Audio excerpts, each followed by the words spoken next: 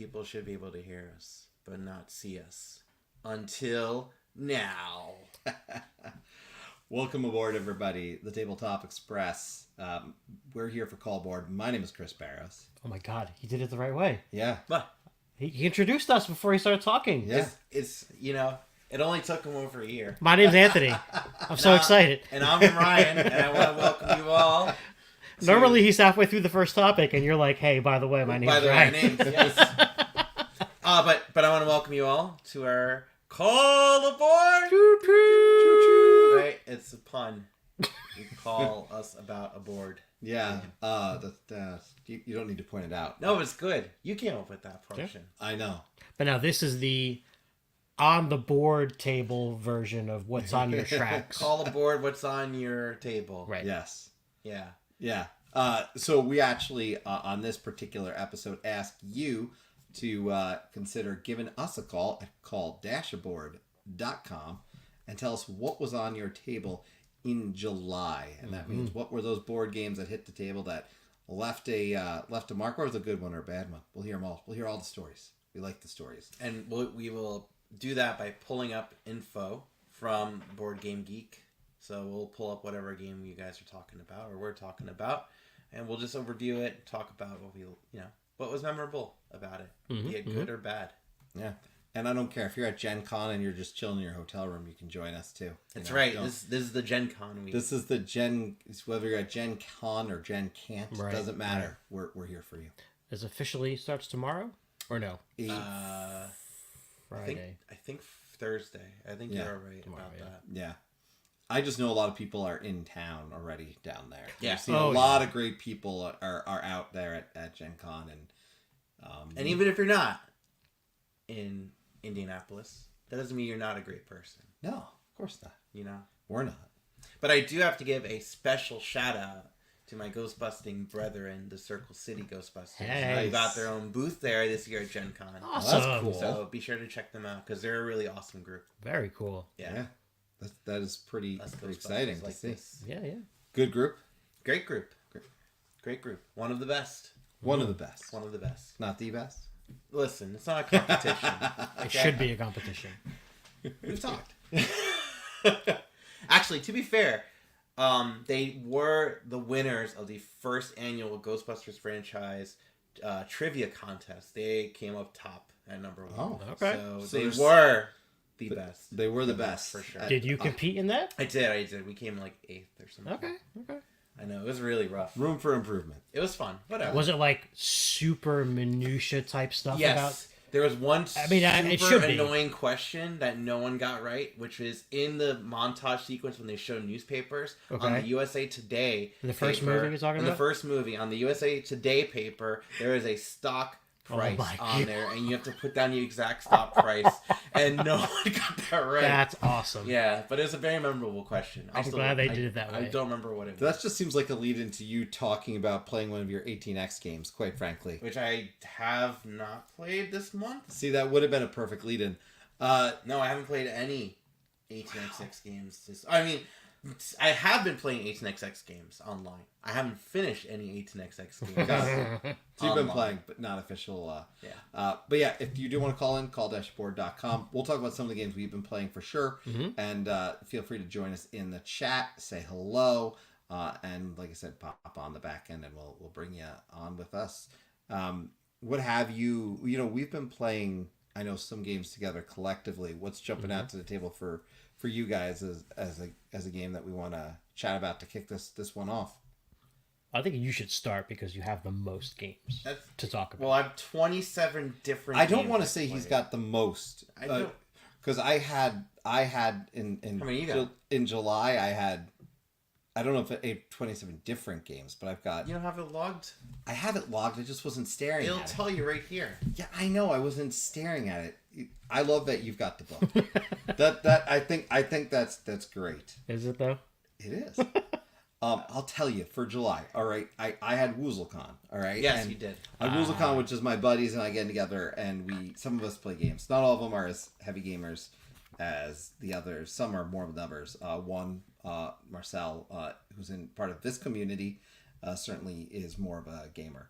But if I am looking for the record in July, 61 plays, 30 unique games. See, he beat me. So there you go. All right, so go ahead. Me. Okay. Pick one. Okay. I'm gonna go alphabetical. Well, I'm not going to go alphabetical. All right.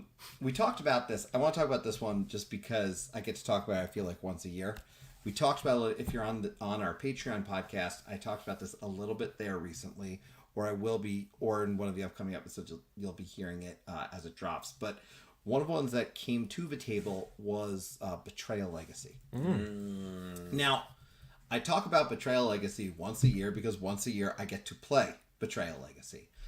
If you are familiar with Betrayal and the general mechanics of Betrayal, Betrayal is one of these games where you're exploring, you're getting stuff, your stats are going up or down based on things happening within the house, and then ultimately at one point a haunt is going to occur. And when the haunt occurs, 2 books come out, and someone's a traitor. The rest of the group generally is not. There are exceptions to this that I know in the base game. No, this is not particular spoiler. There's exceptions in the base game to this. I'm not saying I've even encountered those in the Legacy game. Okay. But I know there's scenarios where another person could be bad. Long story short, this is a Legacy game. We're now about halfway through this game. Okay. There are a lot of twists and turns, and if you're familiar with Betrayal and you like it, or just enjoy the experience of it, I describe it as a game that's a game all about experiences. It's a haunted house board. Sure. game. Yeah. It's a haunted house board game. I think with the right group, this one is just a hit. Look at that. Are you gonna let Are yours you on guys fire? gonna do that at Yeah. WoozleCon? No, For the final? We don't. No, we didn't even destroy. I don't know if Marcel even destroyed anything. Technically, he might tuck them away or something. You should. But long story short, the twist and turn in this one, in this Legacy version, I think are great. We've been left at really good points where we've stopped twice now, where some kind of major thing got revealed. And we said, all right, next year we have this to look forward to.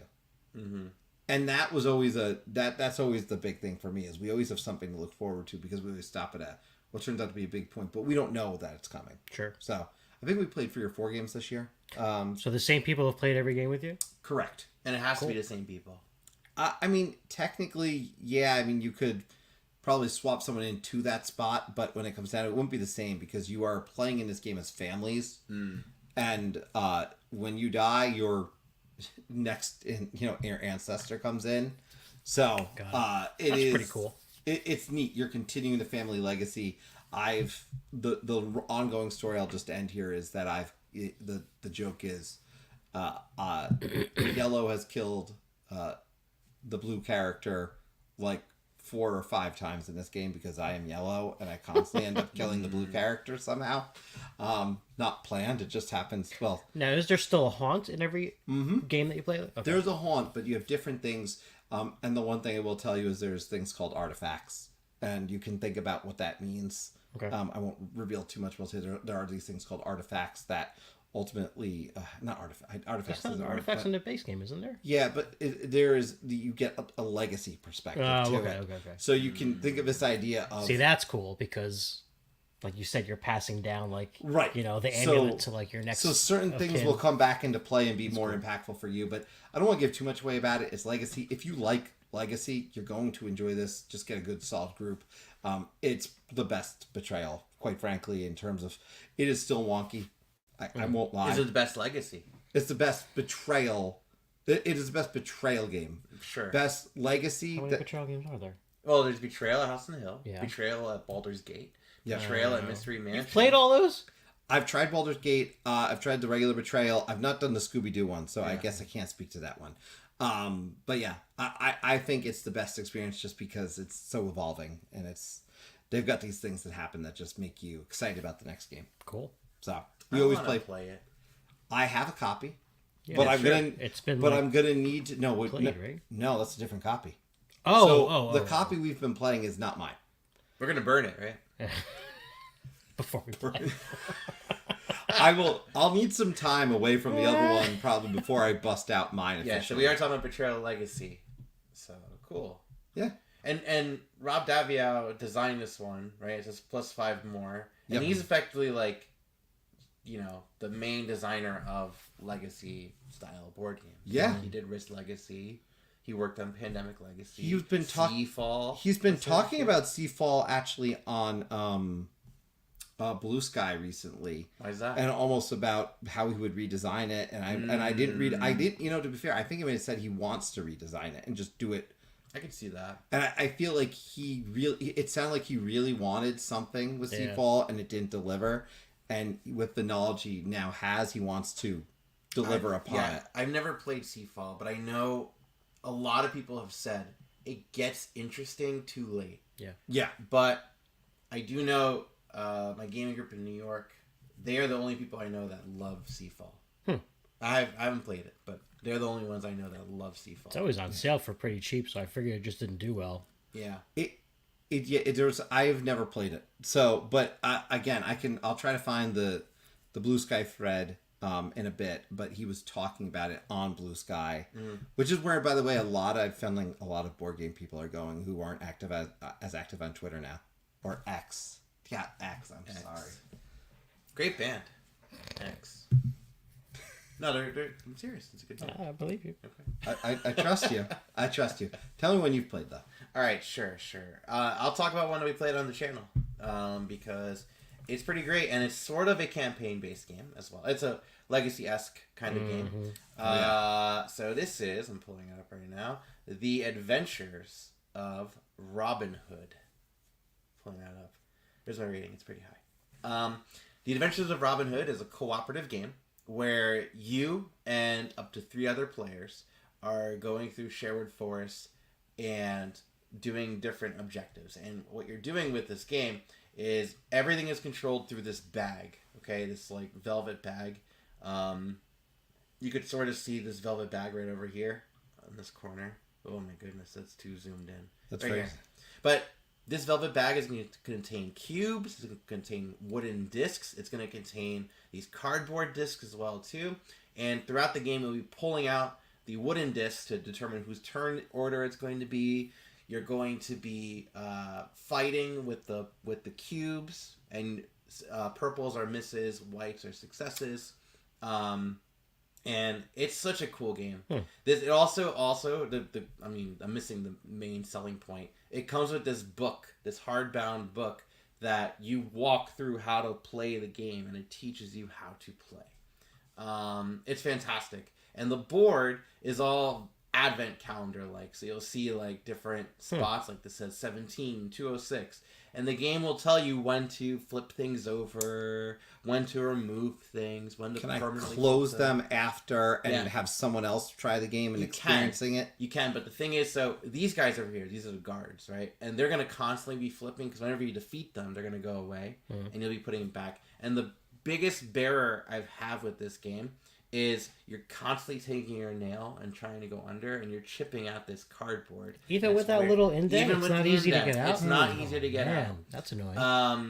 But I love this. I mean, look, the storytelling is not anything above like the CW, but like I have a great time with it for sure. I've most recently playing it at 2 players, and with us we are controlling all 4 characters because how the game works is you're gonna take one of the 4 characters, so it's Little John, Robin Hood, Will Scarlet, or Maid Marian, right? You're gonna take one of the 4, and that is your character for the game. But every mission has effectively side quests, and I want to do the side quests too. Right. And when you have only 2 people, you have to focus on the main mission and not the side quests. So if you do the full count, if you're comfortable doing the full count, which you should be, the game walks you through it, do it. Because you then get to explore all the facets of the game, and it's a lot more exciting. And then this one is pretty awesome. And if I were to play a Legacy game at a family level, this is the one I would go for. And Interesting. recommend. And it's resettable, and I'm happy to lend it out to. Yeah, no, I definitely. This one looks like interesting to try, especially the fact that you could reset it, and I like the book sold me when you showed me the photo of the book at one point. Yeah, it's so cool. Like there's something to that just grabbed my attention, and Robin Hood's a great tale. I like it. I just think about Robin Hood, and I actually have my family history back to like that to the Sherwood Forest. So like I think I'm Sherwood Forest really? is real. Yeah, there's a I forest know. really that's there. Yeah, the town of Barrow upon Soar, if I'm not mistaken, What? is in or near it. So that's why that's my This ties. sounds like BS. It's not BS. Look up the town of Barrow upon Soar. It's a real. Upon No, you don't Soar? need to look it That's upon not Soar. You just told him to look it up. I didn't. Town. I see City of Alaska. Is that No, correct? Barrow upon Soar. Upon Soar. Soar, Soar. Oh, okay. The River Soar. Okay. It's a real place. What?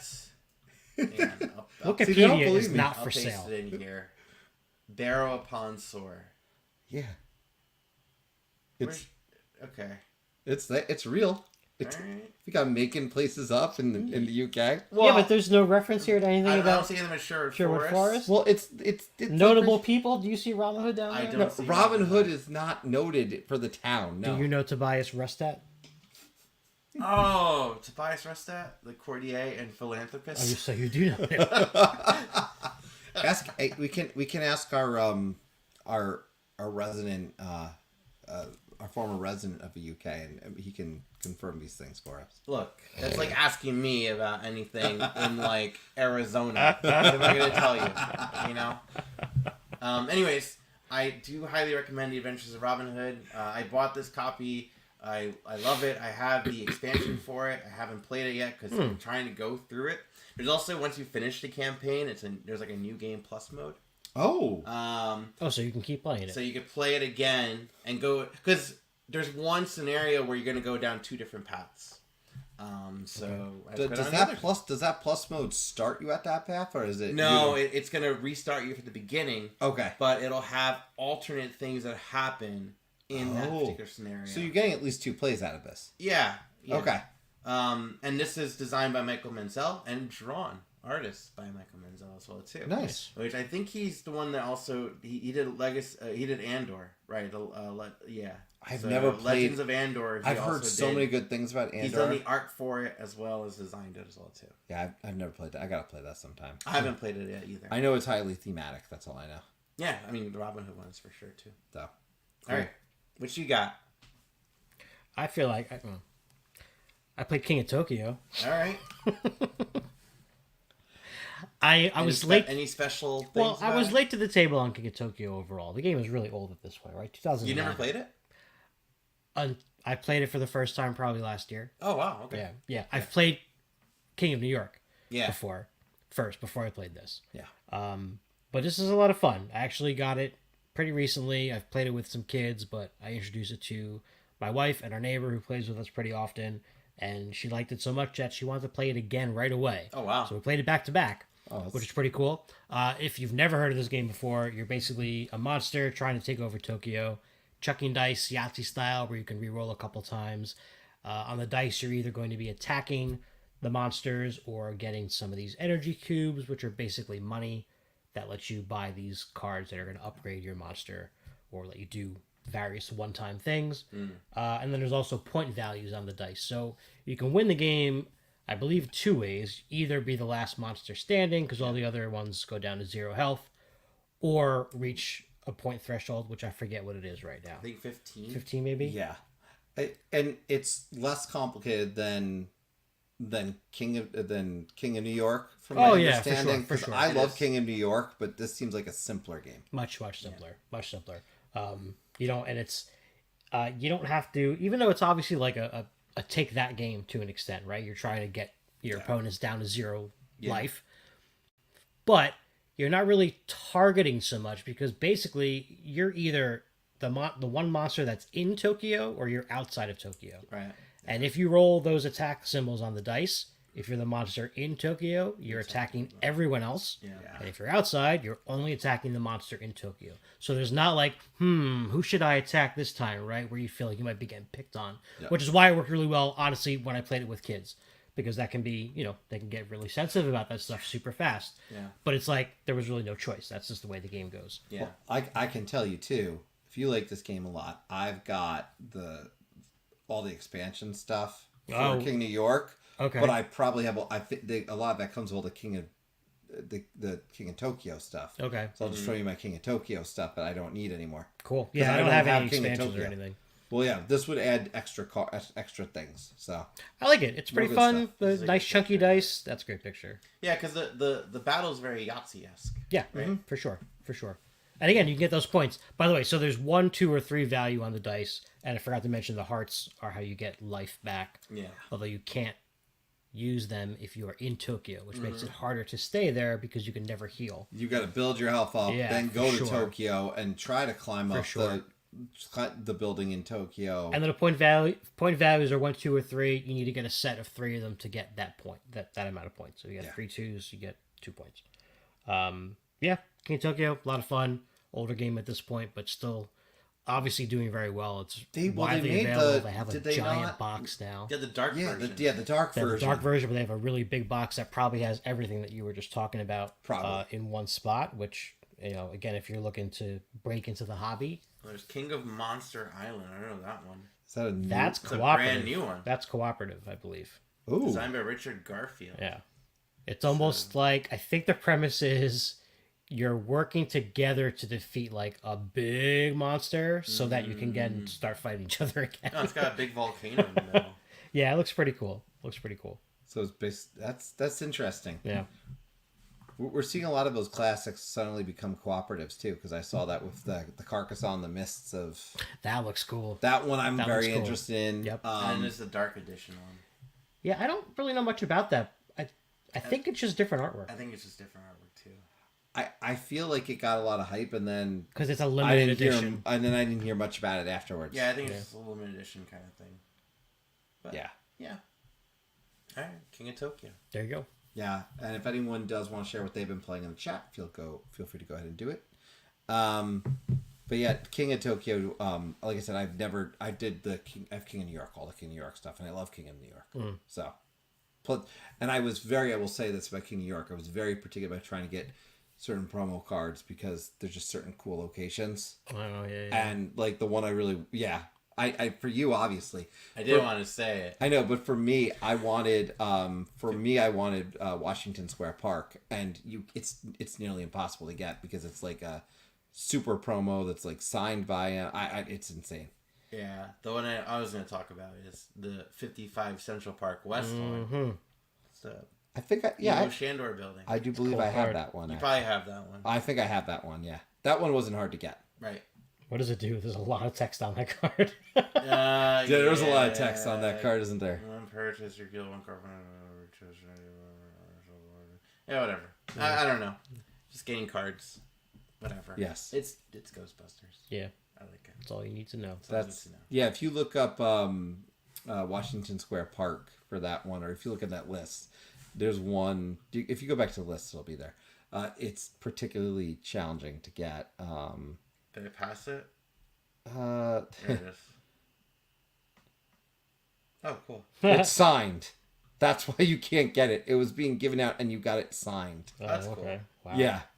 Buy this card for $1 less if signed by Richard Oh Garfield. my god. That's why you can't get it, because most people who got it. It's kind of like Mad Magazine, the board game-esque, right? Collect this money if yeah, you're yeah, Alfred E. Newman or whatever. So yeah, I can't. I would love to have that card, but Yeah, you know, and then I have to apparently get him to sign it. that's funny. So that would become a goal. There you go. Life goals. Here we go. Yes. So what stuck out to you? Out of my other plays? Yeah, man. Well, can I talk about one that we played? Me and you. And we've talked about it. We've talked about a few games. We've talked about Field of Cloth and Gold a little bit. So I'll bring up two. Let's start with Field of Cloth and Gold, because we did play this the other day online. the Field of the Cloth. The Field of the Cloth of Gold. Now, Anthony hasn't got a chance to play this yet, has he? No. Oh. So he needs to play this. You would Because- like this. You would like this. This game, we played in person, and we played multiple plays, and then we later played this Solo online. So, in this game, what we're two, it's correct if I'm wrong. We're essentially two emperors or rulers who No, are we're the King of France and the King of England. yes, and we are competing in this We're competing in essentially being better gift givers. Yeah, we're out gifting each other. Yeah, we're passive aggressively gift giving. Right.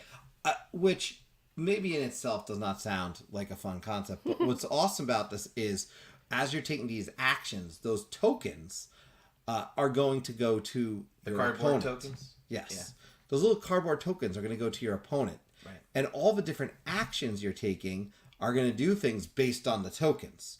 So, as an example, those gold tokens, incredibly helpful at getting some quick points. Yeah. And at certain points in the game, there just might be gold tokens available. And you're just like, crap, which gold token am I going to give away this time? It's a really neat concept to me. And there's a lot of open information in this. And so that I like that factor as well. Because you will be forced to reveal some of your tokens from time to time when they're otherwise not revealed. Also, it's tight. There's only 2 spots. After the initial moves of the game, there's only 2 spots where you can go. So it's really a fun kind of back and forth. It gives me that Targi feel of intersecting in the same sense. Simply because we are competing for spots. And that's kind of how I feel about Target. You're competing for, I'm going to get that spot. I'm going to get that spot. Darn it, you took that spot. So let me gush about this. Go ahead. Let me Gush. this. First This of is 2 all, player only, correct? Two player player only. Takes about 20 minutes. Short. As of now, of the designs I've played by Emma Holland, this is easily her masterpiece. Like this is like top. If I had to introduce someone to, like, I never played an Emma Holland game before, I never played a Hollandspiel game before, try out the Field of the Cloth of Gold. You're gonna constantly take turns where you're between 2 decisions, and one decision will effectively be the equivalent of cutting your finger off, and the other one shooting off your thumb with a gun. Interesting. Like, you gotta pick and choose which way you want to do this, right? When you go to a specific spot, okay, you're gonna be getting points, but you'll also be giving those tiles out, which could be good and could be bad. The thing is, before the game doesn't end when all the tiles are out or are completely gone from the game, and from the bag rather, and then you do final scoring. And those gold points are worth more if you have less point value. So you see there's a track from 0 through 7, 8 through 15. Yeah. So that blue player, if the game scores right now, all of their gold will be worth 3 points each. If it was on the same row as that red player, they're going to be worth 2 points each. If it's further down, 1 point each. So it's this constant struggle. If you do have a lot of gold, you don't want to have a lot of points because you want to make your gold worth a lot of points. And there's ways where you can mess with your opponent doing to do that, to push them over that line, because there's only limited spots you can go to. Now, I don't want to... I know what you're thinking. What about the Fearsome Dragon? Okay. Now, you see this white disc? That's the Fearsome I'm sure that's Dragon. what everyone was thinking. Right? That is the Fearsome Dragon. It's quite fearsome in the rulebook. And what happens is, on that spot that you go to, you don't actually score points. What you do is you take your token, you put it on that spot, and then you take the dragon and make it occupy any other spot that is available on the board, thus blocking spots and making the decisions a lot tighter. I adore this game. I adore worker placement games that have tight decisions like Agricola. It is not a worker placement game per se, right? But I like having limitations and forcing your opponent to suffer those limitations as well, too. Sure. And the thing is, it doesn't overstay its welcome. It's 20 minutes. Well, yeah, like, 20 minutes. Targi, I think Targi is fantastic, too. But Targi is longer. It is. Right? Yeah. It is longer for sure. And if you want that kind of Targi-esque feel in a shorter gameplay, and also help out a grassroots independent designer. Like this copy I bought directly from Hollandspiel for $30. Nice. You know? Get the Field of the Cloth of Gold, because it's great. And she put in, their games are put by hand, like, you know. So I will say this. Yes, I love Targi. Targi still has not left my spot on number 1. yeah. But this game was immediately, if we're doing it, we're a long ways away from doing another favorite 2-player games list, because we did one more recently, but it's immediately on my favorite 2-player games list. I would put it above Targi. And I can understand that. And I can understand, I can understand and even respect that. I for me, not above, but do I like this a lot? Yes, this is skyrocketed up my 2-player games list. Marcel saying Targi is solid. Yes. And I think Marcel would probably enjoy the Field of the Marcel would like this. Yeah, you would really enjoy this. So this is a game. This enters a rare area, I will say, and this is honestly the best kind of push on people trying this game I can give. This enters the realm of you own it, and we often don't double up on games, but I intend to own it. Yeah. And that's a rare area because I try not to buy things that you own because I don't really need to. Yeah. In this case, no, I need this in my house. And by the way, if you do decide to get this, there's two different versions. There's the Field of the Cloth of Gold, and then the version that I have, is the Field of the Cloth of Gold 503rd Anniversary Edition. Because of the celebration of the two kings. Got it. Now, What's the big difference there? the huge difference is in the original one, I think it comes with like 18 of those gold tokens. But in the other one, the newer one, it comes with 12 of the gold tokens and... No, sorry. Like 9 of the gold tokens and 9 jewel tokens. And the jewel tokens, which I'm going to see if I can find a picture for that, are awesome. Because remember how I said you want to make sure if your opponent's going for gold, you kind of push them out of that way? So there's a token called the gold token, the jewel token. There's no pictures of it, but it's okay. The jewel token What about their is website? Yeah, you're right. Go right to on Hollandspiel's site. Yeah, they'll probably have it. Right to Hollandspiel. Yeah, so here we go. So let's see the jewel tokens. Now it's even worse to find. Oh man, I was hoping you were going to say that version Well- had like a big dragon mini instead of that little cardboard. Oh no, it's Or fearsome. disc. Yeah. it's a fearsome The white fearsome token. dragon. It's Not very- just any dragon, okay? This is a fearsome dragon. I actually have a little Well, dragon alright, meeple so I could use for that. The jewelry token. Yeah, so it says right here, introduce a new tile type, the jewel. The jewel token, what it is at the end of the game, you're going to score your jewels before you do final scoring. Based on the number of jewels you have, that value is exponential. So if you have 1 jewel, you're only at 1 point. 2 jewels, it's going to be 4. 3 jewels, 9. Yeah. 4 jewels, 16. And you could really mess with your opponent that's going for gold to push them over that threshold and make their gold super useless. Interesting. I adore this game. And let me just point out with the scoring for this game, your opponent could be 15 points ahead of you or 10 points ahead of you, but because of that very thing that you just talked about, the games all end up close. Yeah. We had a 2-point difference in our last game. So, Yeah. And we've been playing it online too. yeah. There's a site called rally-the-troops.com that you can play for free. And if anyone wants to try it, please reach out. Join our Discord, Tabletop Express Discord, if you're interested. I sent you an invite for a rematch. You still haven't accepted Oh, it. well- I'm just saying. I will double check. I didn't get an email. I have to actually log on to the site to You go should get do an it. email. I didn't. But I will say, if anyone does want to play this, certainly in our live games channel, you can also just put a request in, and certainly we'll jump into one because it's great. It's I a know, really I know great what the game. second game you're going to talk about, though. Oh yeah, just bring it up. You already know what it is. I know what it is. It's And- Kulami. Yes, and this is a game. Well, let me just tell how this started. You needed a K game because Right. you were doing an alphabetical order challenge or Yeah, something. trying to play different board games in alphabetical order. I just finished L recently. So I Like needed a K all game. of your elk or just one game? One game that Oh, okay. starts Yeah. with the letter L. So he said, "Hey, I want to play this game. I need," and I'm like, It's "Okay, on Board sure." Game Arena. It starts with K. I never played it. Never Yeah. heard of it. It's from 2011. It's won some awards. It looked interesting. It had that abstract feel. So he said, "No, you might like this. It's very much an abstract." And you look at there, it's in the top 100. It's number 100 for abstract games on Oh, is BGG. it? Cool. So this one, and actually I know Marcel bought it after we tried it. Yeah. So Marcel's actually got a better experience than us because he's played it Right. with the proper board.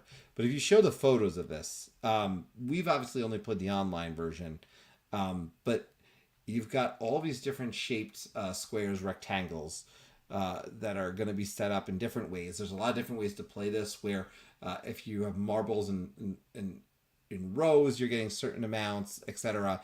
The most base way that we initially played was essentially area control. Right. You're placing a marble down.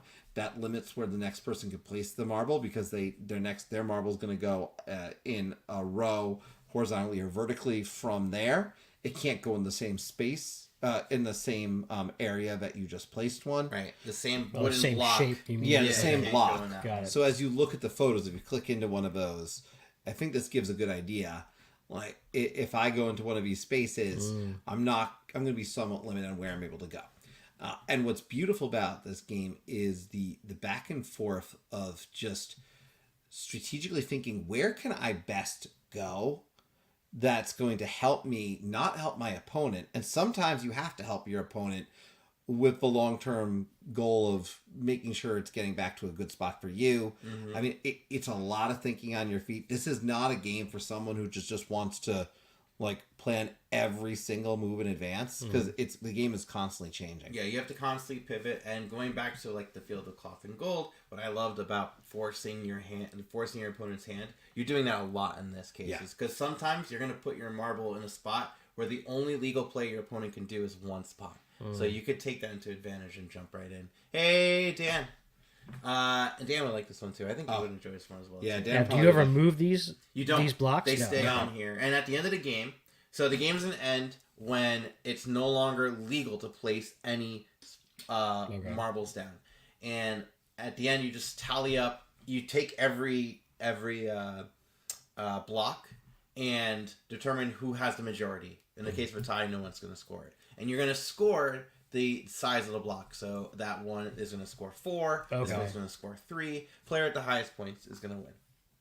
And that's how that works. And Marcel said, I've only played square so far, but definitely good to play live. Yeah, because you can do the square setup. Which... And isn't there, and I know Marcel can confirm this, and I think it's in some of the photos, but there's a thing that you actually put down to mark where you put your last one that seems like really cool. So that's a hiccup of this game too, is that wherever you previously placed your marble, you can't go into that same square again too. Which was a pain, I would imagine, to remember. So some of the most recent editions of this game have like a tall version, a tall thing to indicate for your your most last active spot. one. Okay. Right. That makes Yeah, sense. Marcel's saying there's a topper piece. You place your last marble to show where the piece is blocked. Yeah, it looks just so. And I if you look at that, by the way, because I was talking with Marcel about this on Discord earlier, what I found really interesting, you made a good point that like what you could do from a custom level with this game, like custom boards and things like that. It totally, like, this has such an open world of like you can make like your totally spruced up version of this if you wanted. Yeah. So I think that was pretty neat. It goes right over it. Oh, that's kind of cool. So it actually goes over the. It's like empty on the bottom then, Cool. because it's over the marble. Oh, that's cool. Oh, that makes sense. Yeah, because That's if not, it'd be a pain in the butt to kind of That's remove so. and Yeah, replace. that's so logical. Yeah. But yeah, you can play this with just a full square board. You could play this with all these different setups. It's just so neat. So if you want to play this online, it's a great game. I highly recommend you try it out. I mean, this was right up my alley, and this is going on to my watch list for just a good sale at some point, because I need to own this game. This and the Field of the Cloth and Gold, and it's like so many good Amazon games. for $30. I know. Not too bad. No, it's not too bad of a price, to be honest. Yeah. But yeah, beautiful game. And I highly recommend people try this one out. If you've been playing anything, of course, and you're in chat, please let us know what you've been playing. Share some of the games you played this past month. Or call in at call-aboard.com. And we'll bring you in to chat with us. But in the meantime, we will continue to talk about our games that we've been playing. But yeah, those are the two those two really stood out to me. Yeah. Quite candidly. When I talk about July, in particular, from those games just like right to the top. And Really it's funny incredible. you went with those two, because those were the two I was going to talk about as well too. Yeah. But Anthony, take it away. Cool. Well, I played a game off my shelf of shame, and I've already played it twice in the month. So, and I think you like this game, Summer Camp. Oh yeah. Yeah, I also Yeah. enjoy you Summer do. Camp. Yeah. Enjoyable Well, you game. like Dominion, so yeah, that I makes do, sense. I do. So yeah, it's a deck builder. It's a very simple deck building game. I've owned it, like I said, for a couple years. I think I got it pretty much the year it came out. So yeah, 21, and haven't busted it out until recently. My wife and I liked it so much that we actually switched one of our 10x10 challenge games that we hadn't played yet and threw this on there To this one. to this one because we were like, we're gonna play this again. The reason why it jumped out, for that reason, it's pretty simple. But also, you'll see in this picture, there's all those little boxes that are standing up. So when you set up this game, you're gonna play with the base box, which is the one all the way to the left, and then 3 of these like categories of activities. Right. So every game is not going to be completely the same. There are some cards that do the same thing in each box, but they're it adds a nice little variability to the setup. So you can see your major awards and badges you're really going for there. You got to play with the games. My pack favorite is as the well. friendship one, by the way. I haven't done that yet. I just like that friendship is one, and it's a friendship bracelet. So what's cool about this is that it's not just a deck building game. Right. You're deck building by purchasing cards to add to your deck like any other game, but you're also using a lot of those cards to move across these 3 pathways Right. that correspond to the 3 activities that you basically picked out during setup. And as you can see, it's pretty cool because a lot of these spaces along the path do something for you. They either let you move another piece or draw another card from your deck. So you still get that sweet like combo-rific thing sometimes that we all kind of love about the deck building games. Right. But it even adds to that with a little bit of chaining on this path. If you get all 3 of your people like to that first checkpoint first, you get a bonus points, and then They get the merit badge. the merit right? badges, right? Yeah. And they go down in value, and then the next checkpoint, same thing. And then if you get first to the end of those tracks, you'll get the most points for each Yeah. of those activities as well. So at the end of the game, you get points, which is also cool, by the badges you collected, but also a lot of your cards that you've been buying Right. have point values on them too. Yeah. So I like that because it's not, there's a similar themed game called Camp Pinetop, which is all about collecting badges also, but it's just a race. First person to get to the final badge wins.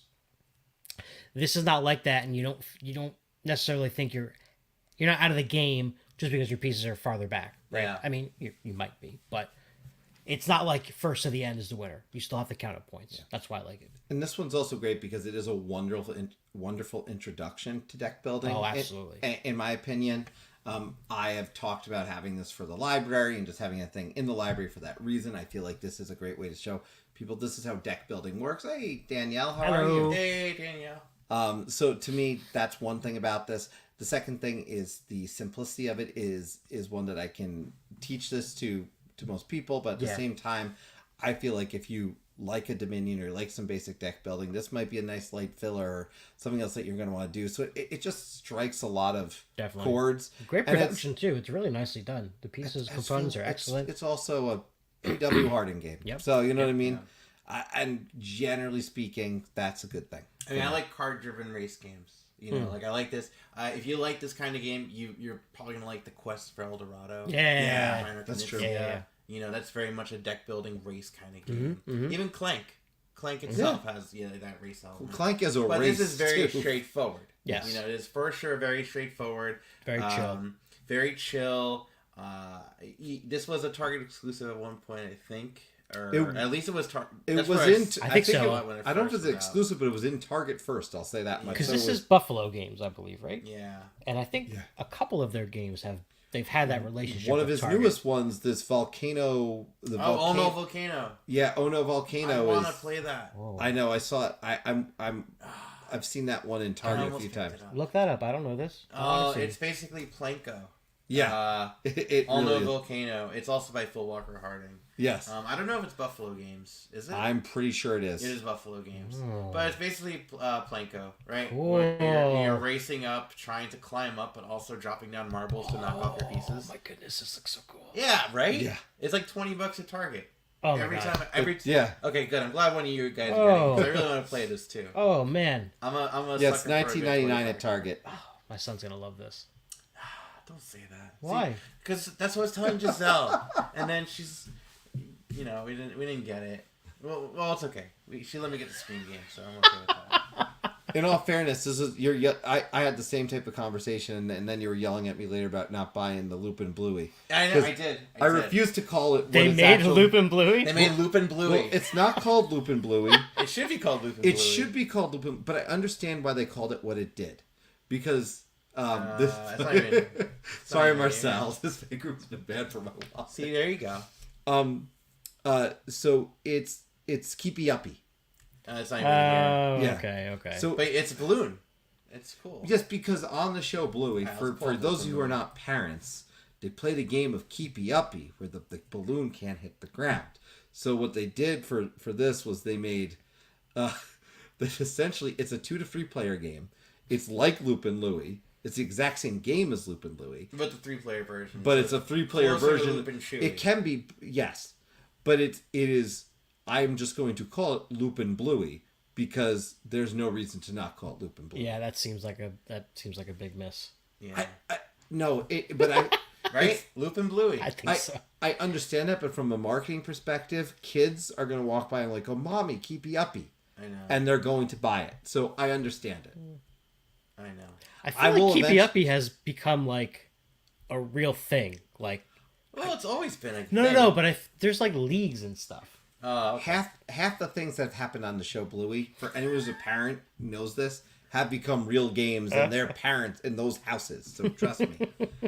I Bluey is a very real thing for a reason and very popular, and we love it in my house. So I will eventually probably, if that game, I don't want it for $20, but when it comes down to it, I will probably eventually want that one.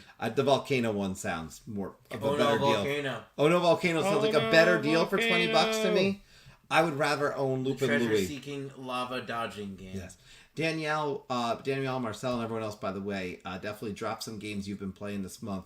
Marcel, I know some that you've played, but you can feel free to share because if any of the good ones. I'm glad Danielle's here because I ordered Puzzle Dungeon and it's coming tomorrow. Oh, man. Which was on our top 20. I'm Nice. excited about that. Solo only game that you can only buy from the designer on Etsy. Really? Yeah. Huh. So I'm like, yeah, I want to try that. That sounds cool. I like that. Yeah.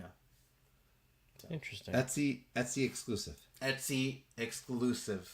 That's pretty cool. Yeah. Well, I would Thank like you. to hear you Thank both talk about it. I'll say that much. We will. You We will. both together. Yes, we're going to have an episode. Yes.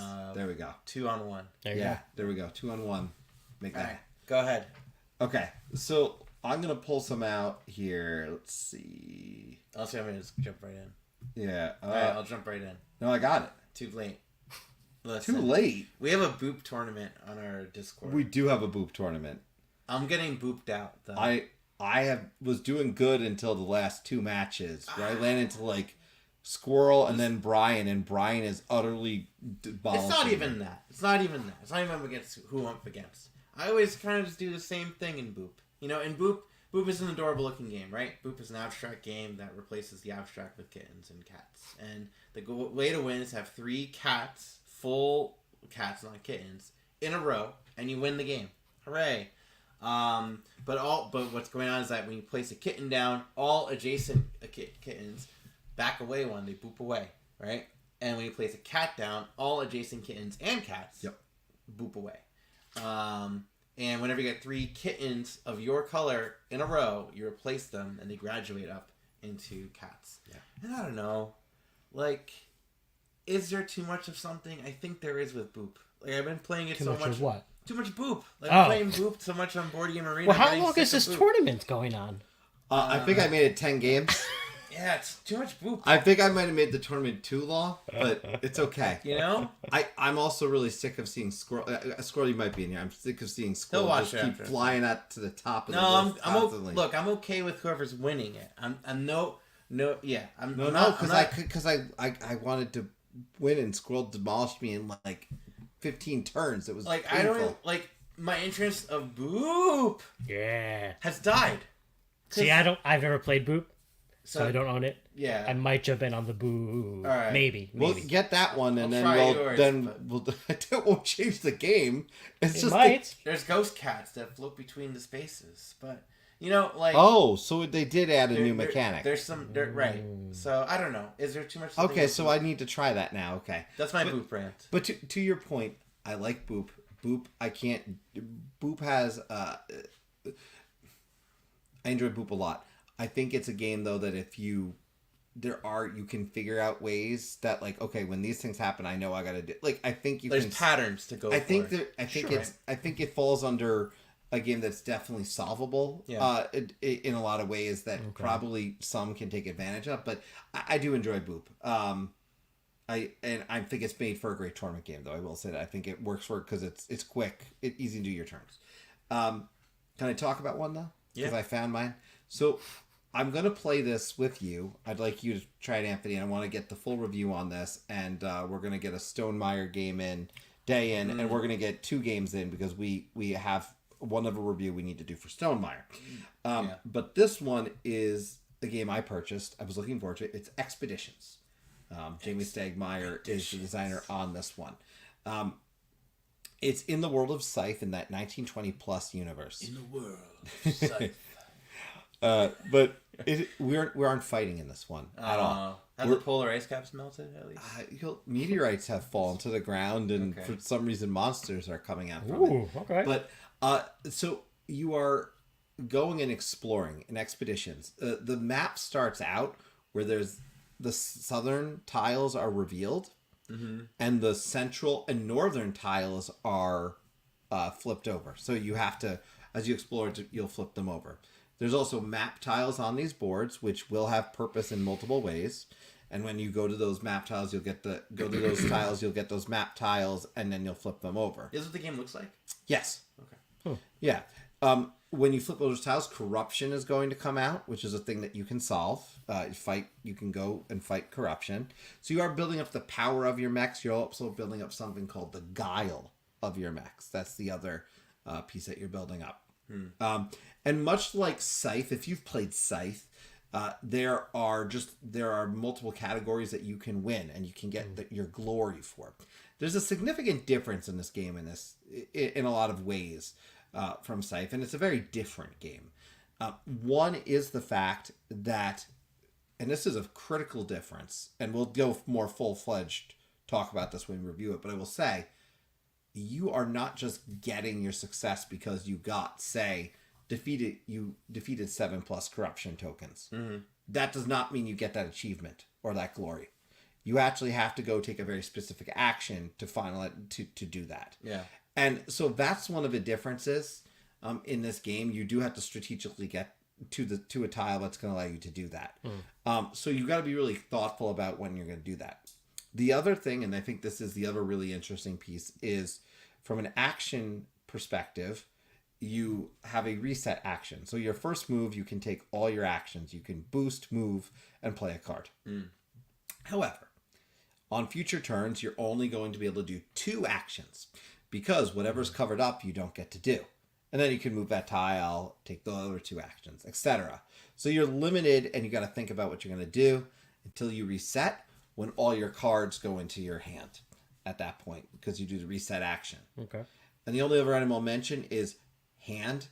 Hand is the cards on your left-hand side, and then you've got other cards that are active cards on the right-hand side of your board.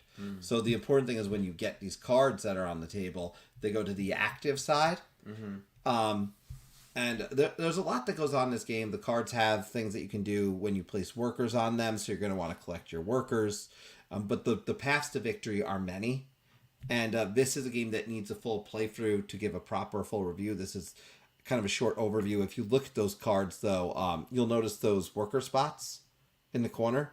So you'll see like that yellow worker, blue worker, purple worker on the cards themselves. If you look right in the bottom left corner. Oh, bottom left. Yeah. Okay. So when you actually play the cards, if you have the workers, you can put them on, and you get this additional ability as long as those are there. Yeah. Yeah, I don't know. This game But sucked. yeah, a lot of different things in this. I haven't even hit on everything, but I really enjoyed it. It probably ran about 2 hours. With the person I played with, we were doing a lot of learning. The person I played with, not Anthony, Jonathan. Jonathan, who I played a lot of Scythe with, he felt like we could have played this game in an hour to an hour and 15 minutes with the 2 of us, and we moved pretty quick. I'm not convinced on that. I still think it would have been longer, and I think the length of the game is the thing I need more plays to determine. Full disclosure, Danielle will agree with me on this, I know for a fact, and I'll definitely talk with her more about it on a future episode, I think, of 2-on-1 because I played the solo version. It is a table hog. So I just put that out there. It is, just like you see, it is a table hog. It takes a ton of space. Okay. But here's the thing. Yeah. And I'll end on this note about this, and whatever you have questions on, happy to answer. It's easy to put away and easy to put on the table. And that's the real win for me with this. Even though it's a bigger game, it's really easy to put away and put back on. And so I really feel like it works on a lot of ways.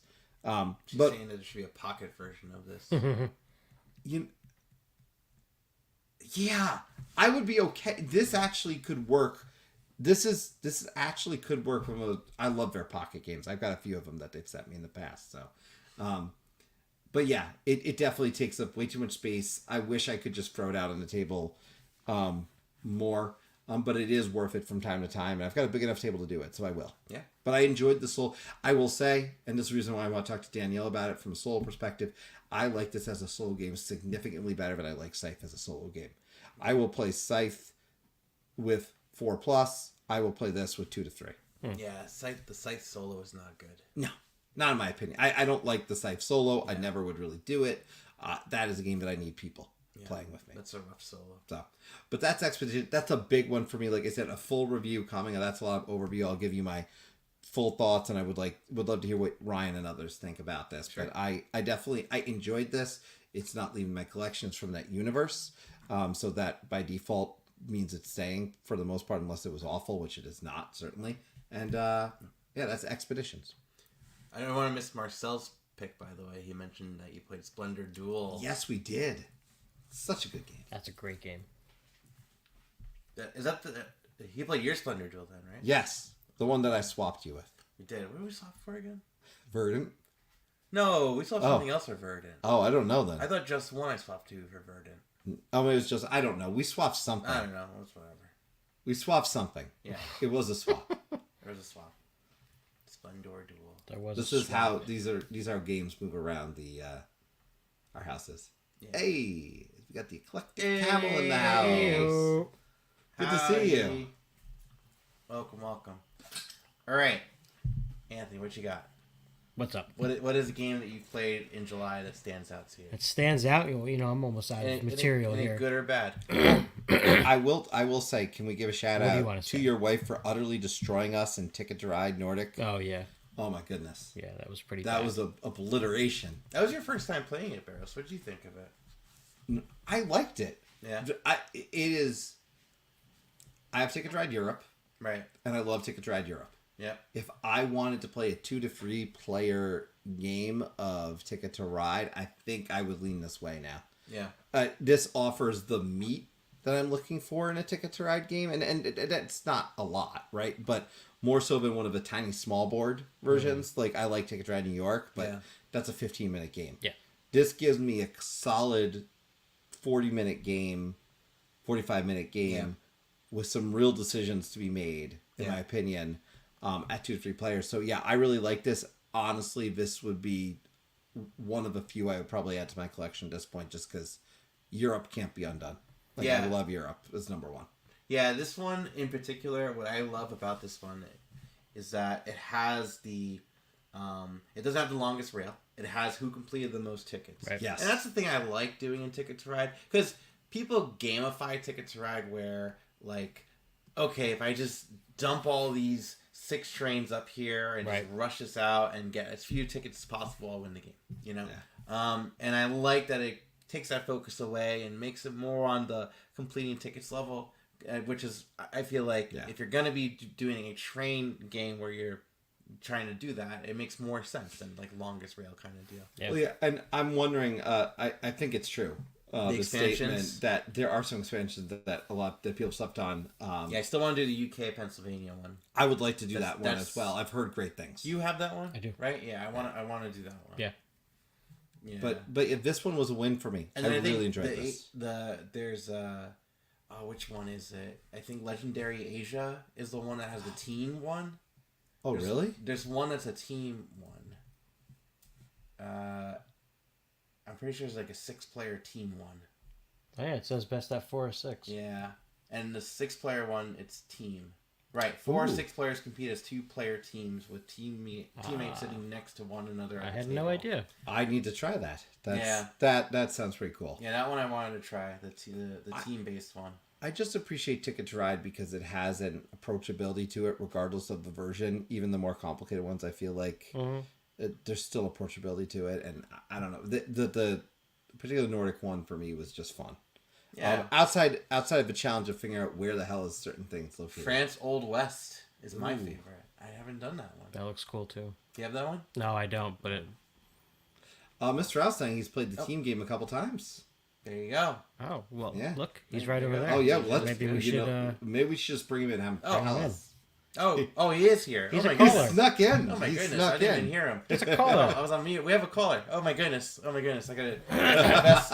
Put on my vest. Give me some of that gum. Hey, Bring him in That's not in even 3, my gum. and 2, and 1.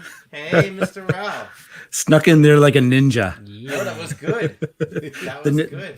The board How game are ya? ninja. Great. How are you folks? Oh, I'm doing Doing well, fantastic. doing We're Doing well. Absolutely. It's been a while since I've been able to call in, so I thought I'd have to, take the opportunity tonight. Absolutely.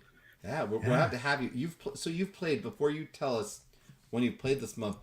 Tell me about this team Ticket to Ride one and your experience because it sounds interesting. Yeah, so it's been a while since we've done it, but I remember when my friend Ian, he was the guy who got me into board gaming. He introduced us. One of the first times I've ever played Ticket to Ride was this team variant. So I thought it was just a team-based game right off the bat because that was my very first experience.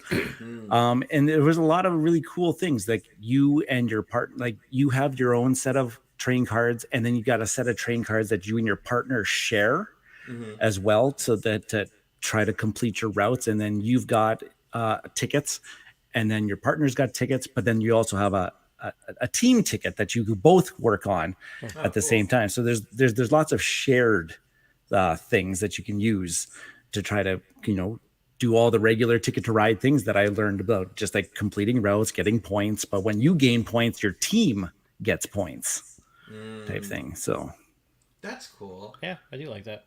That's really interesting. And I'm guessing the same rules, right? If you can't complete the ticket, it goes down. Yep. Like, Yeah. it's- Yeah. Exactly. And I think I only ever played this. We always played it with 3 teams, so like 6 players. We always just had 3 teams playing. Oh, that sounds wild. Oh, okay. Yeah, this is on the want to play list now. Yeah, this That's one. cool. No, I don't. Oh, I didn't even know that. I knew that it existed. I had no idea that it was a team thing. Yeah. And it also has the added component of just little card stands for your cards as well, so that you can have I see right here. Well, that's cool. Okay. I just need those for Everything. for AJ. just everything. both cards. Do you have the little Yeah. plastic trains? For what? There was a Kickstarter campaign that the little Oh, the plastic pink train ones? company. I got the pink ones No, for the there's- cancer research. No, there's one. Oh, where is it? Do I have it? It's up there. I'll grab it. These things, they had little plastic trains.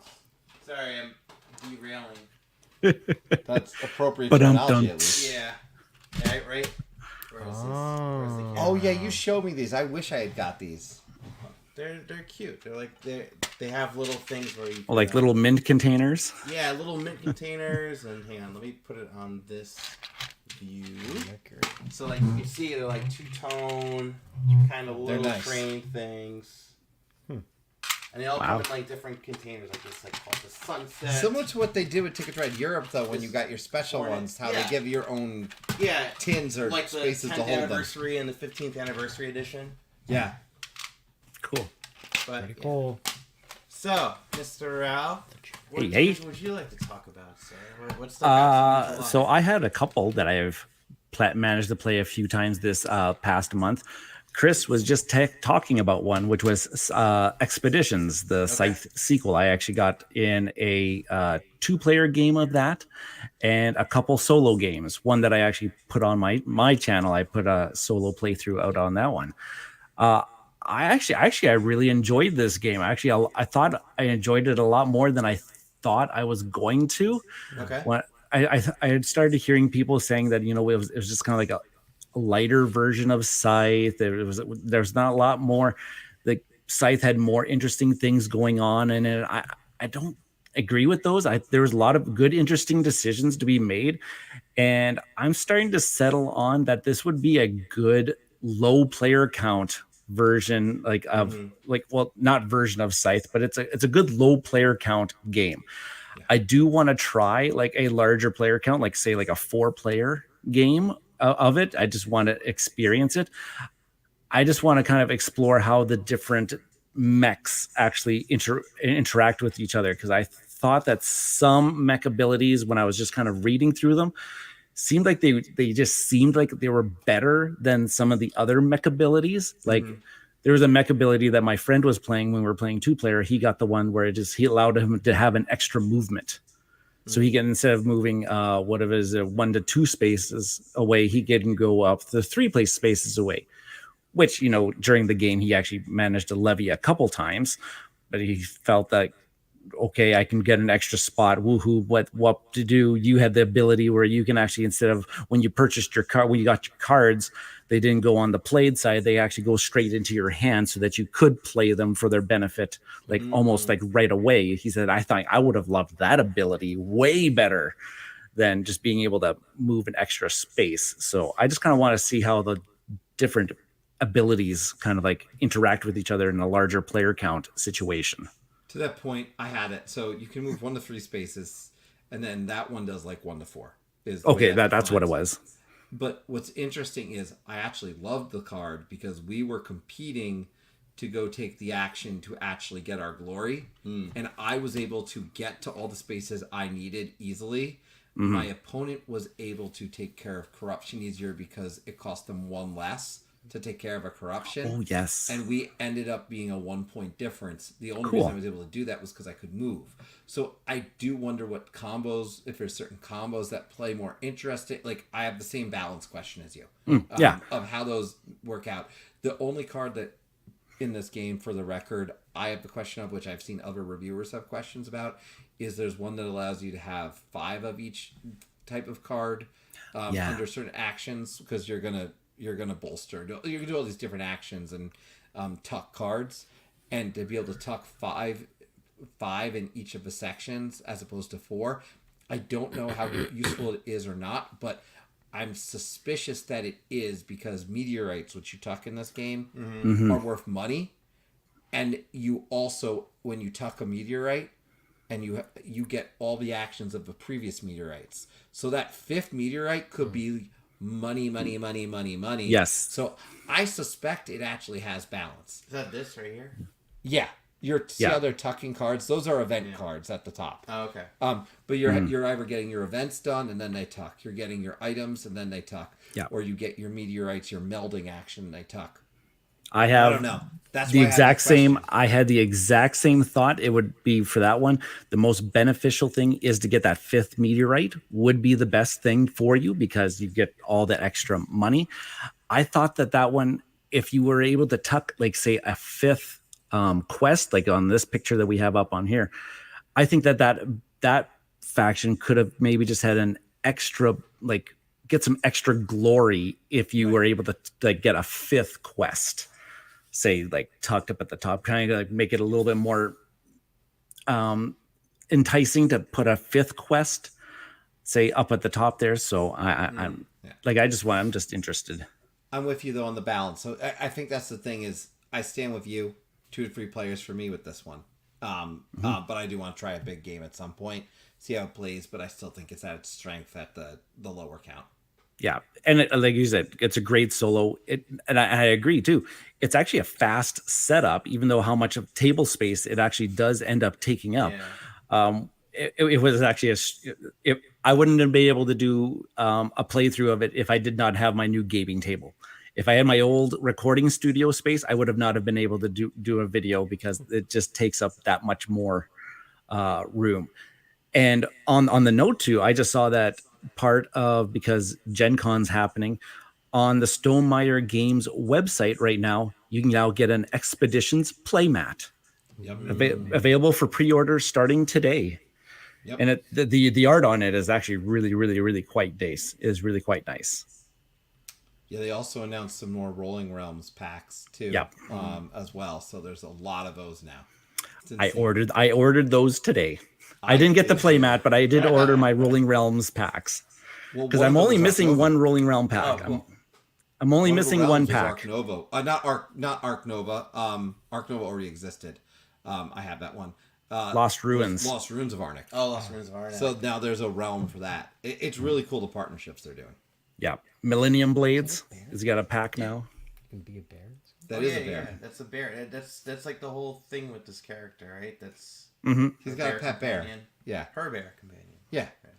Yeah, there's bear companion. Do you have there's companions for each of your characters in this one. Right, and you want to try to level that kind of combination too with your character and their companion combined with your mech type thing too. So there's a little bit of asymmetry based on that. Maybe you got one of the maybe quote unquote weaker mechs, but you maybe got one of the stronger characters to maybe balance that out.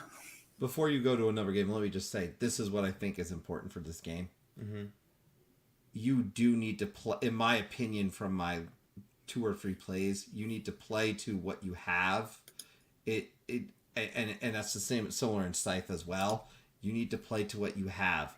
A mech is weak if you play against what its strength is, and that's what, and that's kind of where I've fallen on this so far. Yep, 100% agree. Cool. Cool. Try it out. Yeah.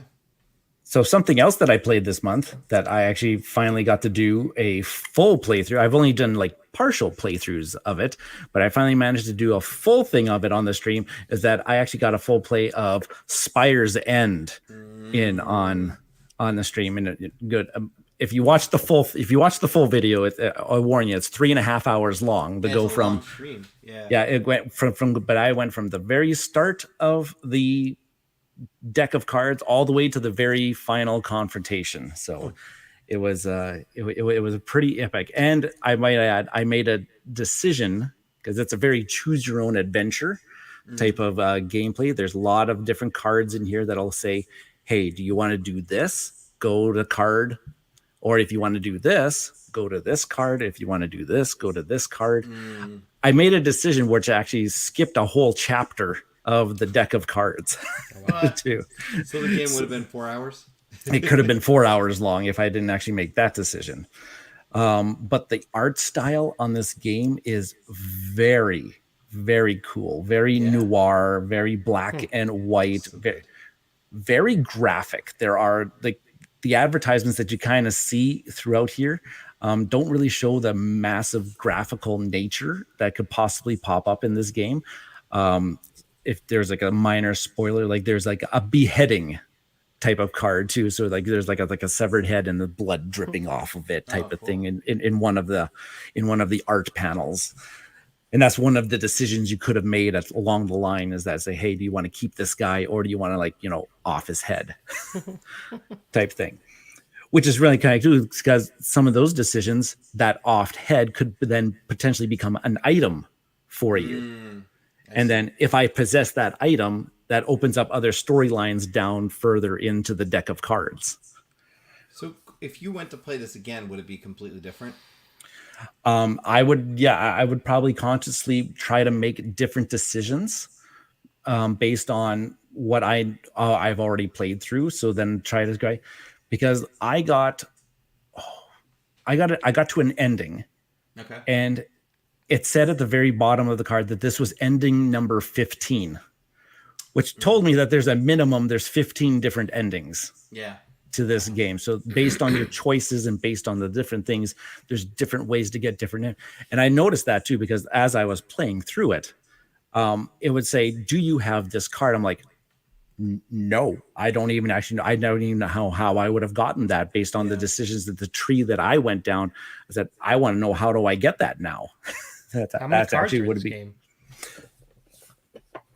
Grab my, it's massive. That it's like that big massive. There's like the very bottom card is number 109. Okay. So a lot of ways that it can go.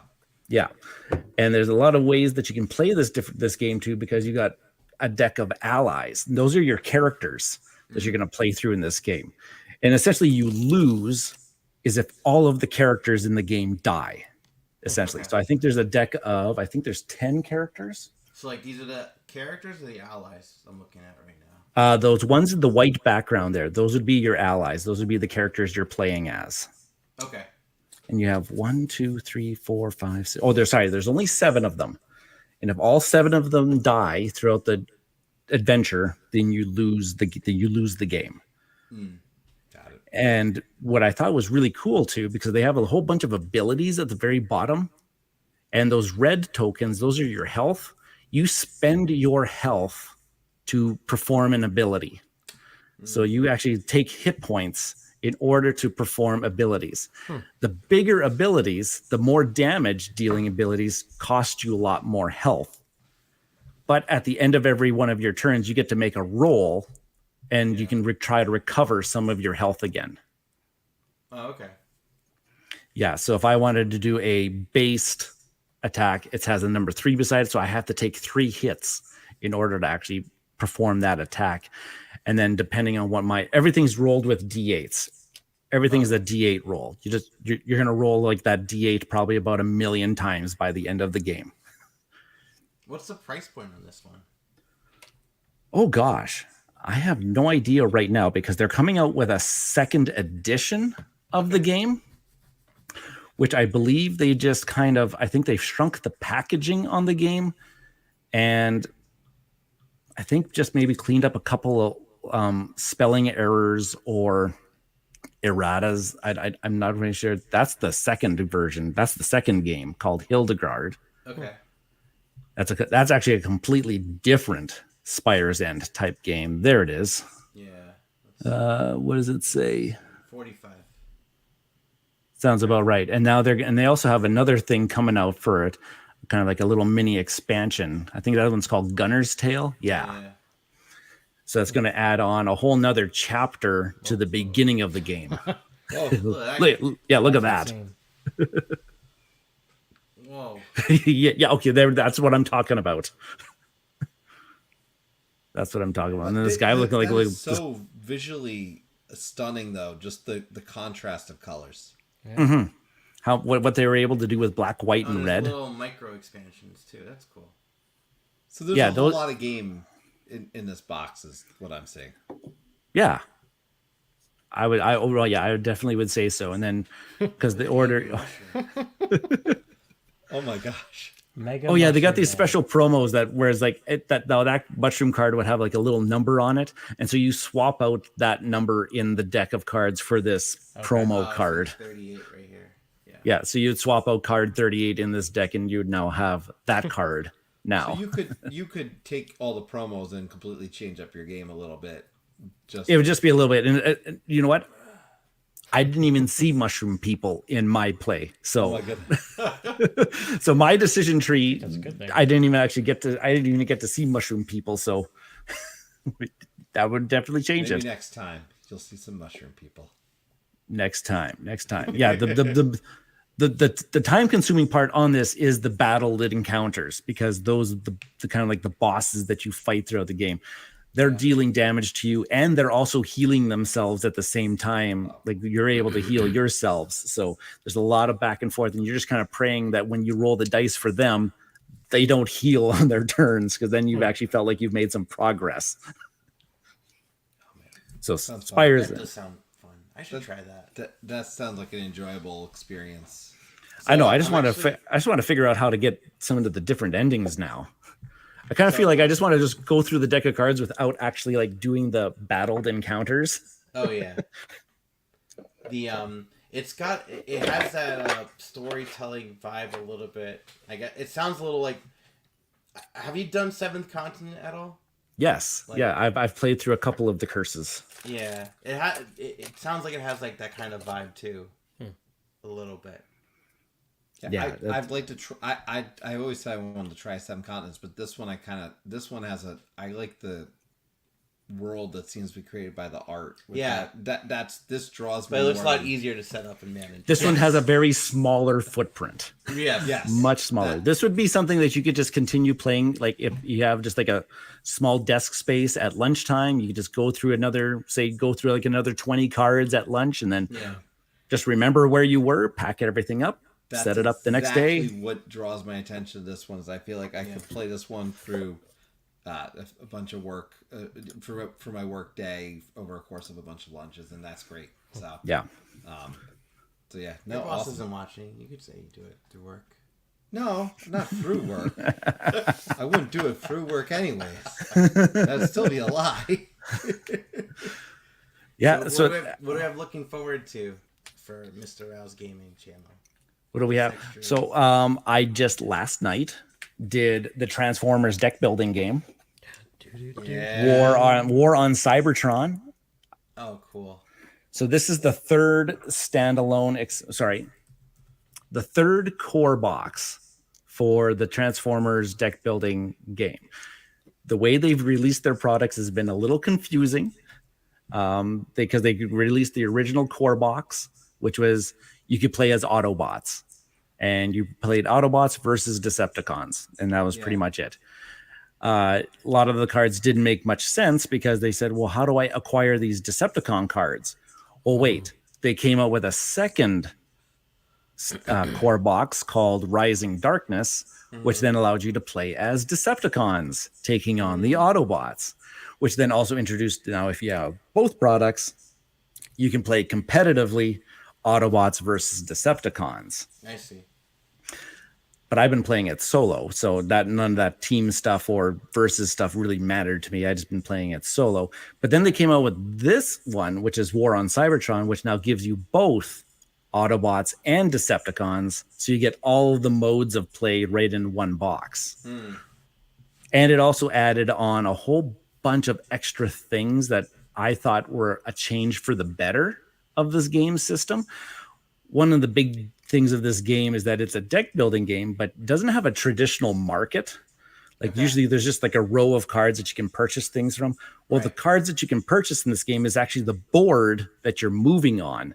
And yet you have to spend movement points to reveal cards in order to purchase them or in order to defeat them if they end up being an adversary of some kind. That sounds kind of cool. I'm trying to find a picture of that. Is there a picture? Am I missing it? You may want to try just go to the Transformers deck building game instead of the War on Cybertron Oh, okay. listing, because I realized that, well, if you go to videos, there's only one video now for War on Is it Cybertron. your- There's only one video for War on Cybertron. But if you go to the actual Transformers deck building game, well, then there's way more. Yeah, Everybody's posting under the original one. So I see. Well, man, I'm trying to get just there you go. just try to get a shot of the there we go. Okay, There's so the that's there's the the board there's right the matrix of cards that you can play that you'll end up revealing and then purchasing type thing. One of the things that they've made a change for is now if you defeat an adversary, instead of just it becoming a blank spot that'll get a new card at the end, actually that spot gets ruined. So there's a ruined deck of cards that will actually like clog up the matrix. That spot is actually very bad for you now, and you actually have to go and clear the ruin before some new cards come in.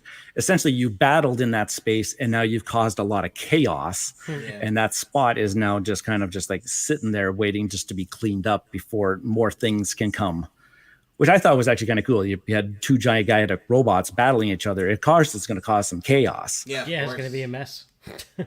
and then that I mess like has a to lot get of the cleaned up. mechanics you're talking about here. That it seems like, especially having played a lot of the. Well, we've done the GI Joe one. Having played the Yeah. GI Joe one, it's interesting to see that we've done certain things a little differently.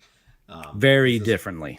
Yeah, it's a very different deck building experience than the GI Joe one, which I'm also very much enjoying that one as well. And yeah, and then they added another card in this one where there's like command points. So if I control this card, our team gets a benefit, but if the adversaries control that card, they get the benefit instead of us type thing. So that could either be just small things like drawing an extra card at the start of your turn or paying less for cards that are in the matrix type thing. Small little changes that the other core boxes didn't have that I actually really liked in this one. I would actually say, and I said it on the channel last night, if anybody's looking to get into the Transformers deck building game, this would actually be the one to start with, I know it doesn't have the star power of characters that people probably really, really know and love, but this one is actually a better product and gameplay wise than the other ones. The other ones will give you the star power. They're going to give you the characters that everybody really knows and loves throughout the whole series. This box does have Optimus Prime and Megatron, so if you just like those two guys, you can go with that. But this one has one of my favorite characters. Expansion. This is standalone, yeah. So you don't have to have any of the other things. And has a full rule set that you can just enjoy just this product alone. Cool. That's good to know.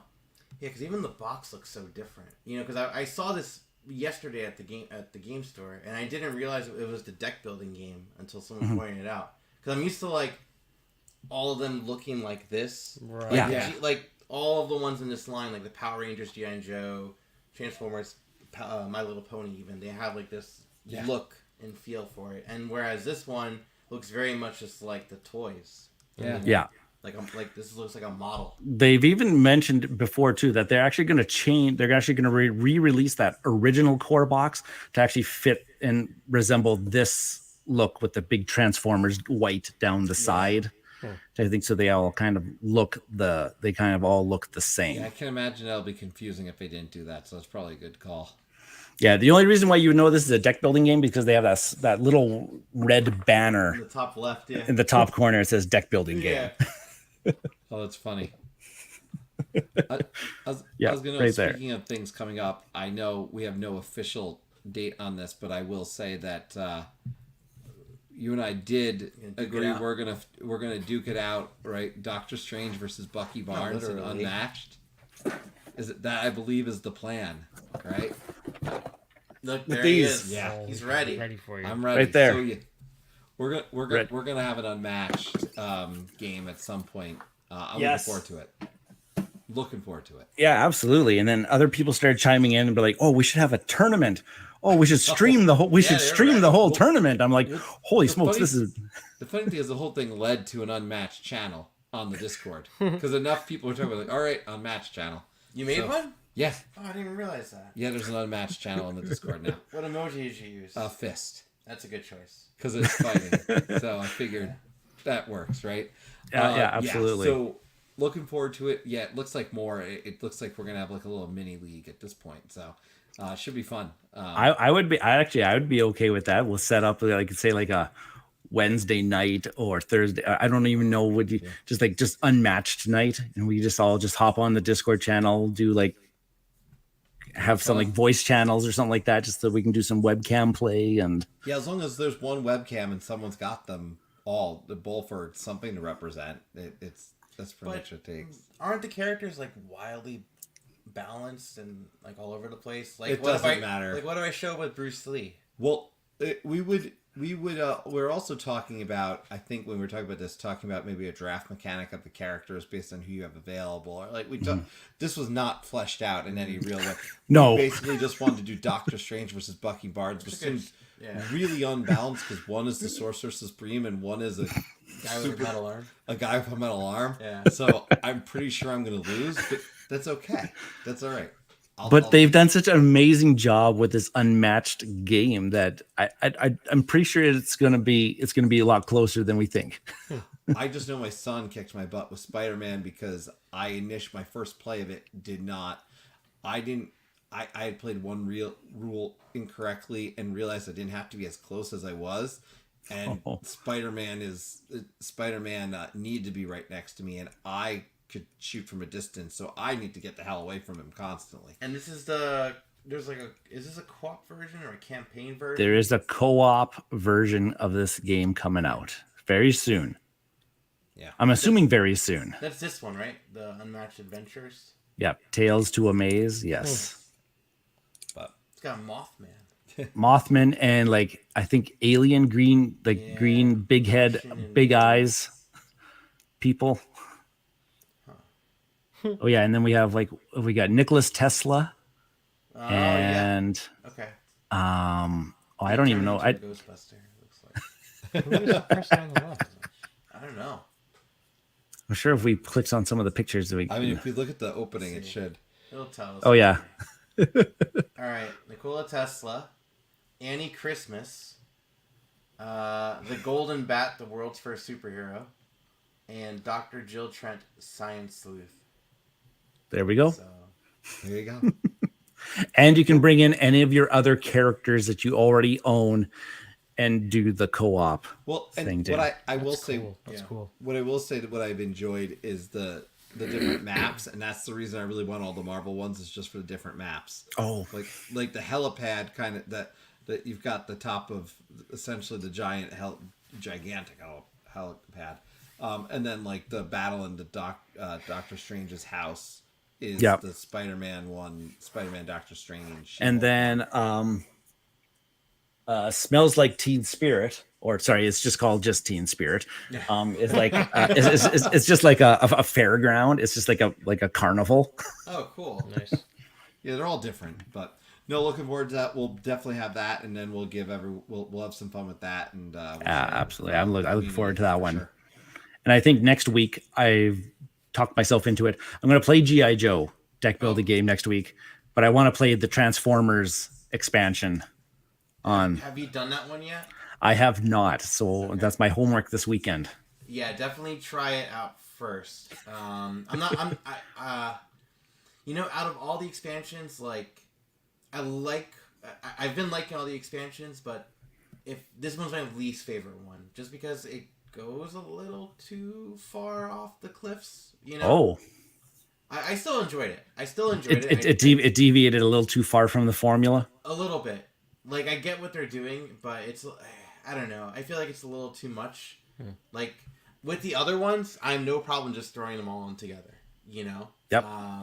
Like, especially Cold Snap. I loved Cold Snap with the Dreadnoks and all that. Like, that's great. But with this one, I don't know, man. I don't know. It's Well, I'll give it a try. Try it out. Try it Yeah, out. I'm gonna give it a try because it's Transformers, and I was a Transformers kid growing Yeah. up, so Well, they didn't Oh. jump the shark with GI Joe versus My Little Pony yet, so They're going to. I know that. they probably will because they got Transformers coming into the My Little Pony deck building know. game. Right. That makes more sense than GI Joe to me. I'm not saying it makes sense, but And then this one I backed already, the Raise the Flag one. That's the campaign one. Me too. Yeah. oh, Me too. Okay, Yeah. Yeah. And it's supposed to come with it's supposed to come with this. Oh. Yeah, little 3D How- boat. We'll see what it actually looks like though. Let's see what happens when how I big is actually have that to try boat to put it supposed to be? together. It's supposed to be it's supposed to hold like a couple of different cards and stuff. oh my goodness, this is becoming a storage challenge, isn't Well, it? it's G.I. Joe, it's toys. I know.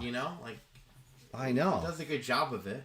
No, I'm not saying it's a bad thing, You know? but no. Have you tried their games, which is like the kind of I forget what system they call it, but it's kind of like with the miniatures. They did it with the Oh, Power Ranger game first, and then now they have like GI Joe Mission Critical or Mission something Critical, like right? Yeah. I Have you haven't tried played those? that yet. No, that. I'm waiting for haven't. them to actually finally announce that they have to come out with a Transformer version of that game. Right. That's what I want. I was considering Mission Critical because it's the one that there's a Sergeant Slaughter one. Nice. And there Oh, still yes. isn't any Sergeant Slaughter in any of these G.I. Joe deck building Mm-hmm. games. I've met him. Yeah, Who hasn't met Sergeant Slaughter? I'd want the actually, G.I. Joe I met. Like, If you are 20 to 40 years old, you've probably met Sergeant Slaughter at some point. I feel yeah. like. He was He's at a convention. He went to every convention. He did Yeah. random baseball games. That's how I met him. Mm-hmm. He just went to a Scrambled Spring Yankees baseball game and was signing autographs. Yeah. Right. He's the Yeah. only G.I. Joe that's like a person. Yeah, they got Sergeant Slaughter into the Mission Critical. They got Sergeant Slaughter into the role playing game Right. now and everything, but they don't have him in the deck building game And yet. it's Okay. like, that's the one I want. Well, at least if you ever did a role playing game, we know you could be Sergeant Slaughter. Yeah, but I don't know. I have everything for the Transformers role playing game. So if anybody's there, I'm trying to work my way through the material so that I can comfortably maybe host an actual play one off or something like that with some people and create our own Autobots and just go wreak havoc. No, that would be good. Oh, yep. It is a fun game. I really enjoy that. It is more fun than it deserved to be. Yes. Oh, without a doubt. Isn't that basically what our review of it was? Yeah. It's like what? This is it's a phenomenal game in my opinion. Yeah. Yeah, I was like, I don't know much about GI Joe or anything. Like I said, I went Transformers route in my thing. I have no basis or background, and the first time that I played it, I was like, this thing's fantastic. Yeah. Why is this actually fantastic? Right. Because it feels like the toys. You're literally taking figures and putting them on the machine and like on the vehicles and just like bashing. I know. And you know, it feels like that in a deck building game. It's great. It's enjoyable. Well, thank you, Mr. Ralph, for popping on with us. It's always good to see you. I do look forward to our battle. If people I will watch. If you want to start taking bets on that one, feel free. But we'll make a line. It's Dr. Strange versus make Bucky Barnes. a line. I don't know. It doesn't seem like fair odds. Is that any of those betting apps? DraftKings. Okay. First, we'll have to give everybody like a baseline or anything. We'll have to have like an exhibition match. There's got to be a spread though. I feel like that kind of match have a spread. Oh God. You know, this is we don't have a license for this. I will definitely say, definitely go check out if you are on our Discord. We'll share a link. We share a link from time to time online. We try to update on YouTube as much as often because it's not a permanent link. But make sure you join our Discord or let us know that you'd like to join. We'll send you an invite. And Mr. Rao actually does have his own channel on our Discord where you can stay up to date on his stuff. So we absolutely. encourage you And to go. the description of all of my videos going forward and everything have a link to the Tabletop Express Discord right in the description of every single video released since, I think I have got them all in since January type thing. awesome. So Awesome. chances Well, are definitely you do that. can see it. Yeah. Well, we appreciate it. You have a great night. Appreciate it. Absolutely, gentlemen. I You think guys we have a gotta- great night.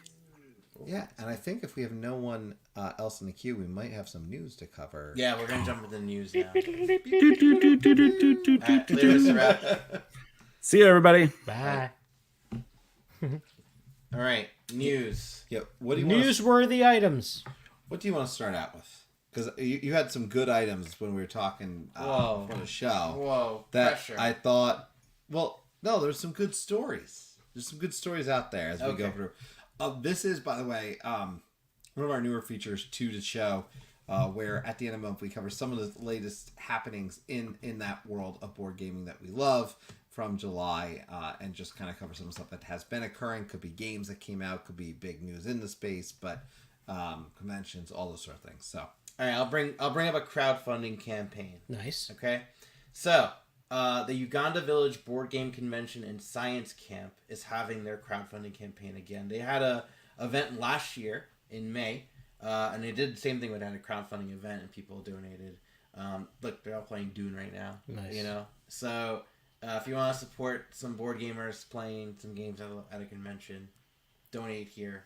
I could drop the link in the comments. Boom. That's cool. that's really neat that and it's for children's age 8 to 15. Yeah, It's like a secondary school. Secondary school in Uganda. Oh, that's so neat. So it says right here that Arnold was part of the founding team who started the very first Uganda Village board game convention. He's now taking A levels at our Chrysalis school and has been taking time out to give his views about the forthcoming convention. So yeah, this is their second time doing it. I remember it being on social media last year too. Nice. So, That's a great thing to support. Yeah. So, yeah. For sure. You know, one of the other stories you brought that I think you brought up earlier that I thought was really pertinent, especially because in our next episode of Call Board, we will be doing reviews again. And we do reviews in every one of our middle month episodes, hitting as many reviews as for games we've been playing, at least two of us. you hit in the heavy one. Yeah, but I think it's an important one, and I want to make sure... Justice. Oh my goodness. But this came out, and I think it's just worth paying attention to, because the FTC put this essential warning out to content creators and publishers that were failing to properly disclose their relationships, free games. Right. and I know this is something we were conscious of from the beginning when we started the channel. We've always been very big on this. But it's really interesting that anytime the FTC steps into it, it's gaining some real attention. Yeah. So I found it really interesting when this broke and this came out because, well, I know everyone's not perfect, right? But it really makes you draw attention and take that time to do it. But I don't know, FTC bringing it up, I mean, that's a big deal. Yeah, I mean, so in this particular case, so FTC warns board game content creators, publishers over failing to properly disclose relationships free games. And we're in this hobby. We're all very excited to promote these games and talk about these games that we love. I was just talking about Field of Cloth of Gold, right? Right. Now the thing is, like, I purchased that with my own money. So if I'm not saying that this is a review copy, it's something that I have purchased with my own money. Right. We try to be very clear when it is a review copy, because even when we are giving a review, we have to say that. Whenever we're doing a review on a designer, like we've had, like we I play tested The Mirroring of Mary King, and I did a review on that. I had to, and that was a review copy as well too. Like I had to be very straightforward and just, it's just something that we always consciously need to talk about and bring up. And even now, like when we go to PAX Unplugged, and we got a bunch of games from PAX Unplugged, we marked down specifically which ones are review copies, which ones were given to us at the convention for free as opposed to paying for them, because that's stuff that, we don't want to, we know this hobby is very expensive and we don't want to put it into like, oh yeah, I'm just buying all these left and right. And also I don't want those going to be mixed in with the ones that we're actually getting for free in exchange for a review or something on the channel. Right. And even the review copies we get, like if we end up not liking it, we don't sell it. So we have a Patreon where after every year of you being a subscriber of our Patreon at a specific pledge level, you get one of those games for free. So if it ends up just, being a review copy that you wanted and it's in the library available for you, you can pick it up. Yeah, and I think the biggest thing in this one for me, just to point out, is I don't care if you're, prominent channel with, 2,000, 3,000, 4,000 plus subscribers, or a small channel. Like, you need to take heed of this. Like, this is a serious statement. And I just, that's the reason I bring it up, because I feel like it's so easy to not add, if we're doing an ad and just not putting ad as a hashtag or something. Like, you gotta disclose stuff. So when I just, because it came out, and the relationship part, I think, is the one that drew my attention. Obviously disclosing a free copy, but the relationship piece, I mean, the reality is there are people, and I'm always really blunt about it, about the fact that maybe someone has come on to our channel and talked to you on Call Aboard. Now, it doesn't mean we're best friends with them, but it does mean maybe we're talking to them from time to time. And so we tried also, I think, as any kind of reviewer would, or just conversations about this, make sure that, there is none of that bias, right? Yeah. So that disclosure is important, because if you know what someone likes or knows that they have a relationship, or that may impact what you might think. So we'll always be about being candid here. But I just thought this was helpful for others to know, and I know we have many other followers who we are mutual followers to each other's channels, so I thought it'd be good for everyone to kind of just be reminded of this, because we want to make sure we're doing this the right way. Yep. So, but it's also very important too to note, like we are doing this for fun. Yeah, we are not we have a Patreon, but the Patreon is really just to cover the Patreon is is covering the cost of us being able to stream. Right, that's what it's doing at this point. So we, when we're doing stuff like this, we're reviewing and doing videos. We're doing this because we want to express these opinions to an audience. We don't want to express an opinion that will please a publisher necessarily, or anyone that's associated with the boarding company, a designer, an artist, whatever. We want to advocate games that we enjoy, and we also and the thing is too, I don't want to ever be in the case, because we do Creators Corner where we interview different designers. So granted, some of those relationships they may tie in to reviews, unfortunately, and we have to always just be conscious and kind of reiterate that. But we're never going to be oh yeah, sponsored by Mayfair Games or whatever. You know, we're like that's one thing that an avenue we never want to go down. Yeah. Like we don't want it to be like sponsored by whatever. Like that's, you know what I mean? Like any sponsorship of from a board game company or something in the industry is something that we are not interested in doing. Yeah. We just want it to be fun. No, and obviously we thank all of you for helping us grow in all these other ways. But yeah, that's I think one of the big beats for us. But again, this story I just wanted to bring it up because I felt it was important. It does deserve to be talked about. Yeah. And there's there's going to be heavy hitting stories in any given month, right? But this to me was. I mean, there was a whole Quackalope issue. The whole past year. the whole Quackalope conversation that happened. I think anytime you talk about relationships, relationships with publishers, previous relationships, whatever it might be, those all come into play with this stuff. So it just has to be top of mind. Yeah, so. well, as big as the industry is, it is still very much a niche community, right? So and there's a lot of jumping around from one publisher to the other. Right. You know, who did marketing for this person, or who, you know, worked on this game. I still always laugh about that. Did you get one of the swords from what company was it? Oh, there's Chip Theory games. The Chip Theory. Oh, I got my sword. When or you were whatever. giving swords away for what was it? Was it Half-Marcus or was it? I don't. Elder Scrolls. I just Was it remember. Elder Scrolls? Yeah, I think it was Elder I just Scrolls. remember Yeah. the running joke on Twitter, and it was Twitter then, so this is an accurate statement. It's Now not. It X. was not X. It was not X.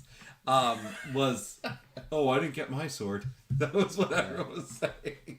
So, good times. Good times. Not as hard hitting though. Yeah, some lighter but news. lighter news, bigger deal, right? The Spiel des Jahres came out this past month, right? So Dr. Montic ended up winning the Spiel des Jahres this year. Beat out Fun Facts and Next Station London, both of which I've never played. I never played Dr. Montic either, though. I've played Next Station London. It's fine. It's not my favorite from Matthew Dunstan. I Okay. like a lot of other games from him better. It's a fine game. You would like it, I think, Anthony, if you haven't played Is it. it mini golf? No, it's Station. no, it's No, No. Oh, I thought you were talking about the top one. oh no, sorry. no. This one. yeah, no, you would like that one. I think it's a it's a quick little game. Nice. So, but yeah, no, Acropolis was recommended as well as QE. Sea Salt and Paper, Mantis, Acropolis I would have Sudoku, preferred was in there. but, Hitster, and That's Not a Hat. That sounds like a punchline. I forget. You know, I looked this up not too I long wanna ago. play this. but I forgot what happens in this game.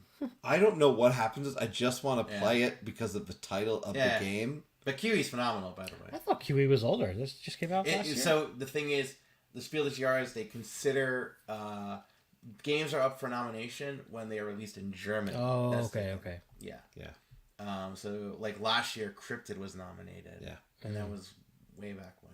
Mysterium Kids ended up winning the Kinderspiel. Nice. Which is cool. Beating out Carla Caramel and Gigamons. I haven't tried any of these, but I love checking out the kids ones because, you know, I got kids. Mysterium Kids, I would definitely love to try, and even library And then events. the things Counterspiel like went that. to Challengers, which is on BGA. I haven't played it yet. Iki and Planet Unknown were nominated, but didn't make I've it. heard really Planet Unknown. I would like to play. I've heard really great things about it. Challengers I tried on BGA once. It was okay. Yeah. But I don't judge it. Again, I don't It was a judge. BGA play. Yeah, I don't judge a BGA play in this case. I don't think that's fair. Yeah, Iki I wanted to try out too, because that's That one sounds interesting. yeah, because like part of like the board is like under a fire, and you have to like I want to try it out. Yeah.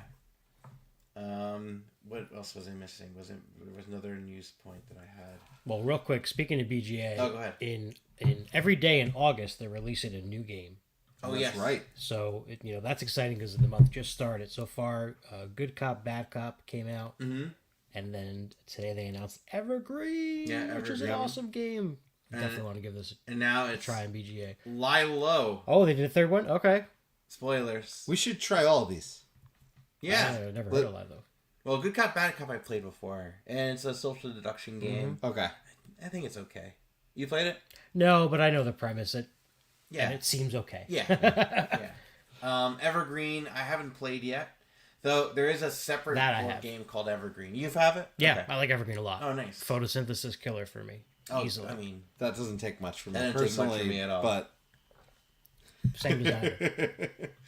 But I'll try it. If it's better than photosynthesis, it may be worth it. I don't know what Lie Low is. Abstract strategy game for 2 players. Oh, okay. I'm in. Capture the go. king. And There you go. who wants to play? Look at that. Lie low. Oh, that looks exciting. Does it? Oh, Extremely sarcastic. That's the board? yeah. I'm playing it. It's an image. It's an abstract game for 2 players. I'm playing. We all know this. Hey, calm down the haterade. It's my thing. Well, we did just hate on we did just hate on It's on photosynthesis, It's didn't on we? VGA over here. Web published. Okay. Seize the throne in this wartime tale of Machiavellian. usurpation. Yeah. Okay. The goal is to kill I- the king. I will try it. All right. Bring it on. Okay. Sweet. It's a good movie. Should make a Bring It On edition of this. Oh my god. Right? Should be a Bring It On board game. Oh, there should be a Bring It On. Funko. Right? Yeah, Funko. Where you at, Funko? Can I actually bring up something? Yes, of course. The only other item I noted, it's a kind of a fun note, but I know some folks dig this because I really should have bought the Scythe version. BGG's Artist Series number 8 is out. Oh, yeah. It includes Cryptid, it looks like here. I'm looking Yeah, at the... I'll pull them up. Yeah, bring it up. But I had this noted. I will note prints that are being retired: Mysterium, Dead of Winter, and Blood Rage. So if you had missed on those, pick them up before your preferred size runs out, is what they say. So we got Isle of Cats, Cryptid, Arc Nova, and Too Many Bones. Which, if it didn't say Too Many Bones, I think this would be kind of cool. Just like a cool picture. You know? Yeah. Cryptid, I feel like the same way, though. Cryptid... Or at least faded in like how Isle of Cats faded in. Well, Arc Nova's... Oh, I didn't even see that there. Yeah. I feel like cat people would like the Isle of Cats one. Yeah. Yeah, Why for not sure. try your friend who likes cats? Cryptid's So, really cool, though, too. That's a fun game. yeah. What are these? Oh, these are just games that are re-released. Got it. I mean, really, the last, I think, most important piece is, and I realize we probably have some folks who are normally with us tonight who are there or on their way there, but that Gen Con is Gen Con is happening. and a lot of games that we're going to be looking forward to playing. I know we've got General Orders is high up my list. yeah, I need to go through my list of It's the next really, Trevor Benjamin, David Thompson joint. Yeah. that's all you need to say to me. But the fact is, Gen Con, was looking forward to seeing the coverage from far. I know a lot of people will be sharing great stuff. I know we've got our good buddy Ian, friend of a channel, who will be sharing some stuff. I'm sure he'll be dropping some stuff on Discord for us as well. This one's supposed to be good too. So good stuff. If you will be at Gen Con and you end up watching this, Oh, boy. Right? oh boy, Crazy. Right? Look at that. that's a lot of circus. 3-ring circus. Whew. Look how wild that looks. I like it. Right? I thought you would. Let me say this though. If you Not too bad here. 2.8 on here.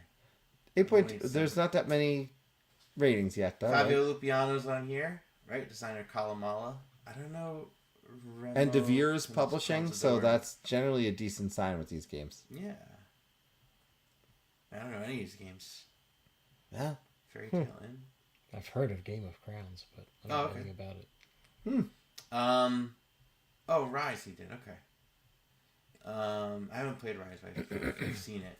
The one thing I wanted to bring up too is this I thought was cool, but it's like no S, right? Board games boost math ability in No young S. children's study funds. Well, but yeah, I mean, I think that's a very valid point, right? I'd love to Right? know You what do a they lot of- did in this Well, study. okay, though. right. So board games based on numbers, like Monopoly. Okay, but to be fair, Yeah. there yeah, is, yeah. if you take in the 10% rule of, the luxury tax, right? True. Othello, Shoots and Ladders. Okay, well, that's fine, I guess, for counting, right?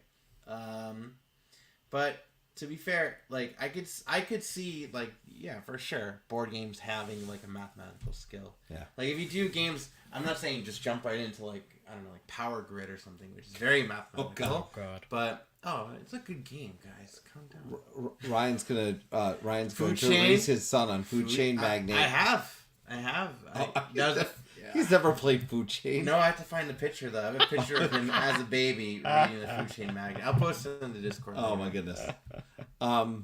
Yeah. That's all I have for news. Is there any more news? What happened? I don't think so. What Nothing. happened? Oh, Nothing. You got a little quiet. No. I get quiet. I'm never quiet. That's true. But with that note, 2 weeks from now, I guess it's 2 weeks from now, right? Approximately 2 weeks from now. We'll do the call aboard follow up for Gen Con. Yeah, so we'll definitely, if you tune into this part of the video and you are at Gen Con or just follow Gen Con, prepare to call in and talk about what had you excited from Gen Con and what you were looking forward to playing that you had a chance to do. And we'll be back, I know... Next week. Next week, we're going to have a playthrough video. Very excited about this So a one. playthrough of Barcelona, which is designed by Danny Garcia, published by Board and Dice. I'm looking forward to this one. It looks super complicated. I mean, it looks... when Ian was describing it, who's going to be playing with us, it sounded like very Lacerda-esque, which is usually like mechanisms upon mechanisms. We'll see how it goes, but it looks gorgeous. that's cool. Like it looks gorgeous, Yeah. but I don't know what it's going to be like. It's got trains. Well, come find And out. trolleys. Next week, we'll drop as soon as, obviously, make sure you subscribe, and you'll get the notification once that video is ready to schedule when that will happen in the coming week. But other than that, thank you for coming aboard the Topics Fest. We'll look forward to seeing you next week for that live playthrough. Have a good night, everybody. Bye, everyone.